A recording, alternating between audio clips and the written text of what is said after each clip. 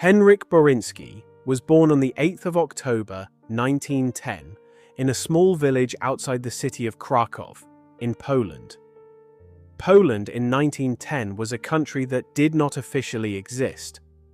For over a century, since the late 18th century partitions that had divided the country between Russia, Prussia, and the Austro-Hungarian Empire, Poland had been wiped from the map of Europe.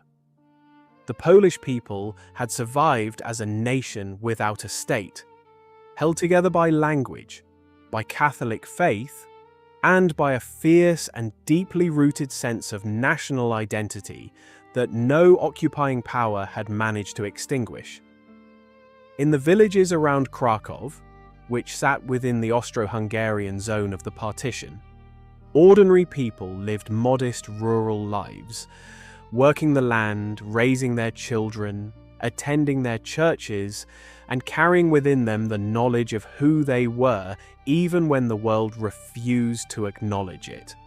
Faith and identity were inseparable in that Poland. The Catholic Church was not simply a place of worship. It was one of the few institutions that was entirely and unambiguously Polish, the guardian of the language, the culture, and the memory of a nation waiting to be reborn. Henryk was born into humble origins in that world. His family had little in the way of material wealth, but understood the value of education. Henryk was a gifted student, and his abilities were recognized early. He won a scholarship to the grammar school in the nearby town of Oswiecim, a town that would later become known to the world by the German name that the Nazis gave it, but which in 1910 was simply a market town in southern Poland. From the grammar school, Henryk went on to study theology at the University of Krakow. He was ordained as a Catholic priest in 1938. By the time of his ordination, Poland had been reborn as an independent state for 20 years, its sovereignty restored after the First World War. But the peace did not last. In September 1939, just 1 year after Henryk was ordained, Germany invaded Poland from the west, and the Soviet Union invaded from the east. Poland was divided and occupied again, and what followed was one of the most brutal periods of violence and destruction in European history. Henryk escaped from German-occupied Poland in 1940. He made his way out of the country and eventually to Britain, where tens of thousands of Polish men and women had fled. Soldiers, civilians, families, priests, all of them building a life in exile while their country suffered under occupation. In Britain, Henryk became chaplain and teacher of religion at the Polish grammar school in the village of Diddington in Cambridgeshire, serving the community of Polish exiles who were building their new lives far from home. In October 1952, Henryk was appointed chaplain to the Polish community in Bradford in Yorkshire. It was one of the most significant Polish exile communities in the north of England. Around 1,500 Polish refugees, most of them people who had fled communist rule and had chosen to remain in Britain rather than return to a Poland now controlled by a Soviet-backed government. They were people who had made a life in Bradford's mills and factories, who had settled in its streets and raised their children there, who attended Polish masses and spoke Polish at home and kept their culture alive with great determination. Henryk was their priest. He was the man appointed to serve their spiritual needs, to speak their language, and to stand alongside them in exile. He was, by all accounts, well-liked and deeply respected by everyone he came into contact with. He was known for the forceful anti-communist nature of his sermons. He spoke openly and passionately against the communist government that had taken hold in Poland. rallying his congregation with a voice that was unafraid and unapologetic. In October 1952, Henryk was one of several Yorkshire-based Polish chaplains who led public protests against the activities of Soviet agents in the Bradford area.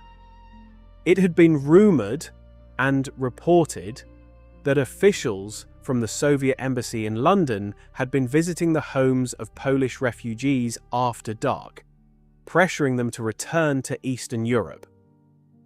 Refugees had also received letters with the same message. Henryk Borynski stood against all of that, openly and loudly.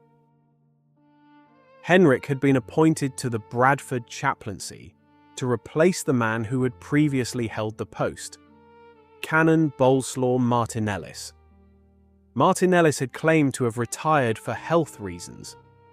The truth was rather different. He had been removed from his post following complaints that he had been keeping a mistress whom he described to others as his niece. Martinellis entered what was described as semi-retirement, but he did not leave Bradford. He remained in the city and continued to perform Mass for the small local Lithuanian community. He also, it would later emerge, did not accept the loss of his former position with any grace. Bradford in 1953 was one of the great industrial cities of the north of England. A city built on wool and textile manufacturing, its mills rising above terraced streets that had housed working families for generations. It was a city with a large and diverse immigrant population, shaped by the people who had come from across the world to work in its factories and make their lives there. The Polish community was one of the most established of those groups, men and women who had been in Bradford since the war years and who had built a visible and active community life within the city. It was also, in the summer of 1953, a city living at the height of the Cold War, a world in which the conflict between the Western democracies and the Soviet bloc was not merely a geopolitical abstraction, but a lived reality for tens of thousands of Eastern European exiles who had chosen the West and knew what that choice had cost them. On the evening of Monday, the 13th of July, 1953, Henryk Borynski received 2 telephone calls at his lodgings on Little Horton Lane in Bradford. The first call led him to visit Canon Martinellis. When he arrived at Martinellis's home, he told the canon that he had received a telephone call from someone who claimed to be speaking on Martinellis's behalf. Martinellis told him he had made no such call and had not authorized anyone to make one on his behalf. Henryk returned to his lodgings on Little Horton Lane. Later that same evening, a second telephone call came in. The caller spoke in Polish. Henryk's Polish housekeeper, who was present in the lodgings, noticed something different about how he took this call. He spoke in short, clipped sentences, quite unlike his normal cheerful and open manner. She heard him say the words, "All right, I go." He took the call in a low voice, with his hand cupped around the mouthpiece, as though he did not want to be overheard. When the call was finished, Henryk left his lodgings hurriedly. He put on his overcoat and his hat, which was unusual for a summer evening. He left behind his wallet and his personal papers. He had 10 shillings on his person.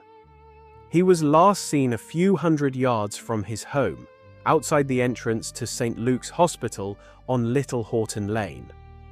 A man named Karol Wojciechowski saw him there and began to engage him in conversation.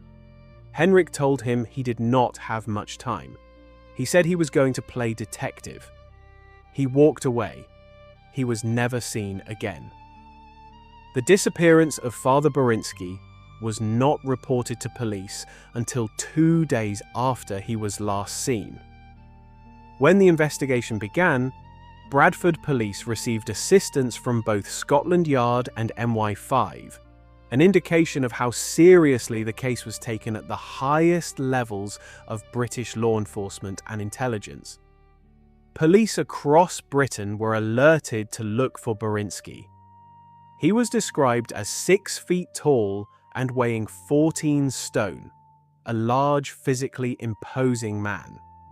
Investigators noted that this made it difficult to believe that only one person could have been involved in whatever had happened to him.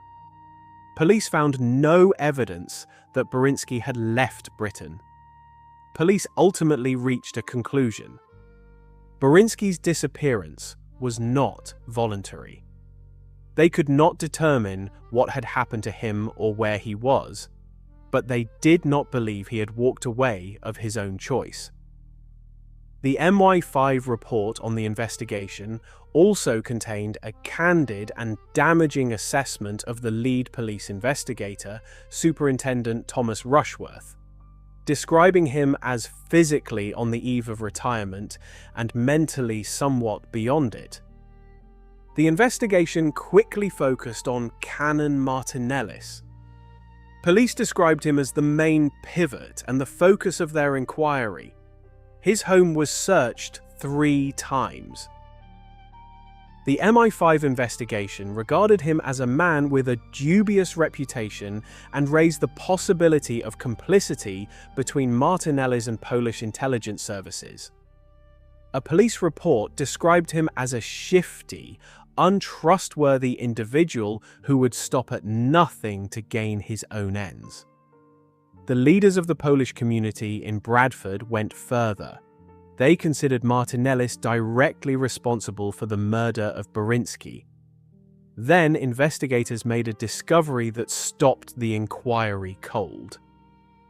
In the fortnight immediately preceding Borynski's disappearance, Canon Martinellis had purchased 60 pounds of caustic soda. No explanation for this purchase was ever publicly established.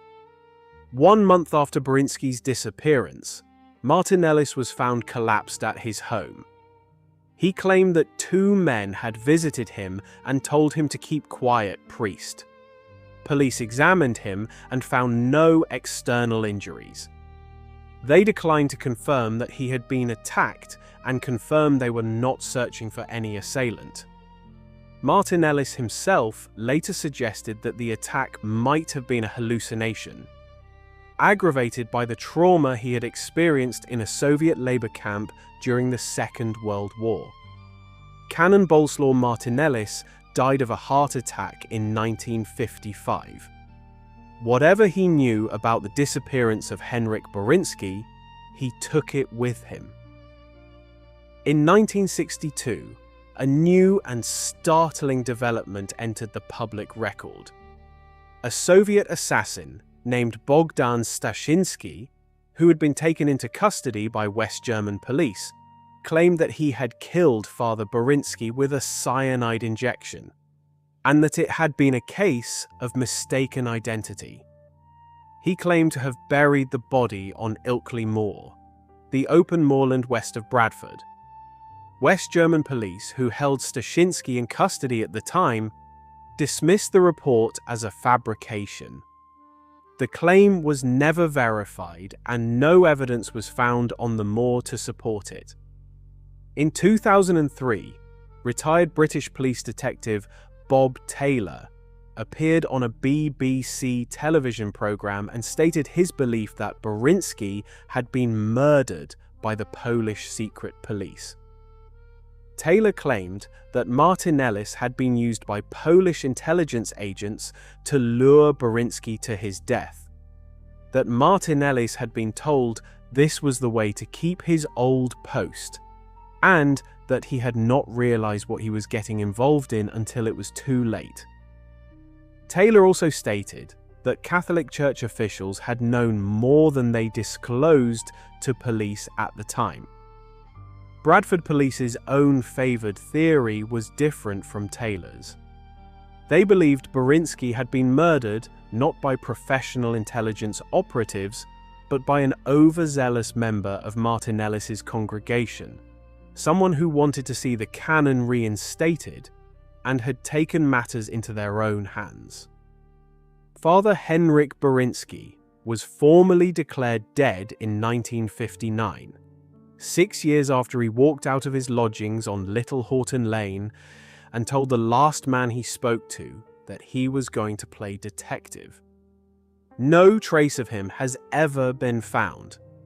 No one has ever been charged with his murder or disappearance. The case remains officially unsolved.